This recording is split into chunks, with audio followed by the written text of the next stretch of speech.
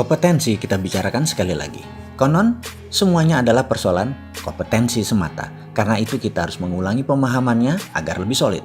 Apapun yang kita dapatkan dalam hidup ini nyaris merupakan ekspresi dari kompetensi kita. Dengan kata lain, kompetensi adalah tingkat operasional dari kebiasaan dan kompetensi tersebut adalah memicu automatic guidance system, yaitu servo mekanisme untuk bekerja melalui proses koreksi terus-menerus yang dikenal sekali lagi dengan istilah servo mekanisme. Sebenarnya ada tingkatan yang lebih tinggi dari kompetensi, yaitu belief, yang kita akan bahas di lain kesempatan. Tetapi secara populer, boleh kita hanya menggunakan istilah kompetensi yang lebih terkait dengan skill dan lebih akrab pula dengan kehidupan sehari-hari. Tetapi di sini kita akan perluas pemaknaannya.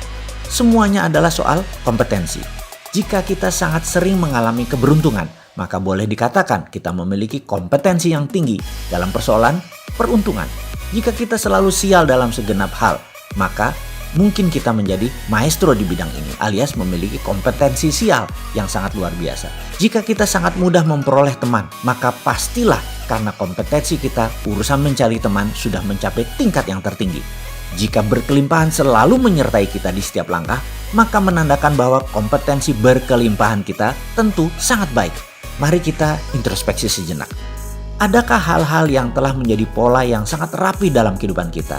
Selalu terjadi dan terjadi, bahkan sebelum terjadi kita sering meramalkan untuk terjadi dan akhirnya benar terjadi. Inilah bentuk kompetensi kita. Soal kompetensi baik atau buruk adalah hal yang berbeda. Sekali lagi, semua adalah soal kompetensi. Tingkat pembelajaran manusia mulai dari yang terendah sampai dengan tingkat kompeten secara sederhana dibagi menjadi 4 tahapan, yaitu 1. Unconscious incompetence, 2. Conscious incompetence, 3. Conscious competence, dan terakhir unconscious competence. Kita ambil contoh sekali lagi, olahraga. Ketika benar-benar belum memahami apa manfaat dari olahraga, maka dapat dikatakan kita dalam tahapan unconscious incompetence.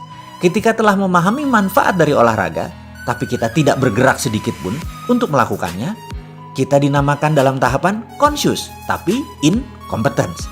Dan ketika memahami manfaat olahraga dan kita mencoba untuk melakukannya dengan susah payah, perlu usaha fisik dan mental yang sangat besar, seringkali terhenti untuk kemudian mulai dari nol kembali. Ini menandakan kita sudah mencapai tahapan ketiga, yaitu conscious competence. Ketika kita memasuki semangat tiada hari tanpa olahraga, bahkan kita benar-benar resah jika tidak ada kesempatan untuk olahraga, maka kita udah mencapai kompetisi yang tertinggi, yaitu unconscious competence. Jadi sekali lagi, tunggu apa lagi? Jika semuanya ternyata hanya masalah persoalan unconscious competence semata, mari kita buat keyakinan untuk hidup sehat sebagai unconscious competence. Mari kita buat keyakinan untuk hidup berkelimpahan menjadi unconscious competence. Mari kita buat keyakinan untuk hidup bergelimang cinta kasih menjadi unconscious competence. Mari kita membuat semua yang memperdayakan hidup kita agar terinstall menjadi sesuatu yang unconscious competence, bahkan lebih tinggi lagi menjadi belief system. Tugas Anda sahabat kali ini adalah bayangkan diri Anda 5 tahun dari sekarang, apa yang akan Anda capai. Lalu 10 tahun dari sekarang, apa yang Anda akan capai. Hingga 20 tahun dari sekarang, apa yang Anda capai. Ambil sejenak waktu untuk hal ini. Ambil kertas yang besar, sebesar koran kalau perlu, A0. Lalu gunting gambar-gambar yang Anda ingin capai dalam 5 tahun dari sekarang, dalam 10 tahun dari sekarang, hingga 20 tahun dari sekarang. Pecah 5 bagian. 1 untuk keluarga, 2 untuk kesehatan, 3 untuk kemakmuran, 4 untuk sosial, 5 untuk spiritual.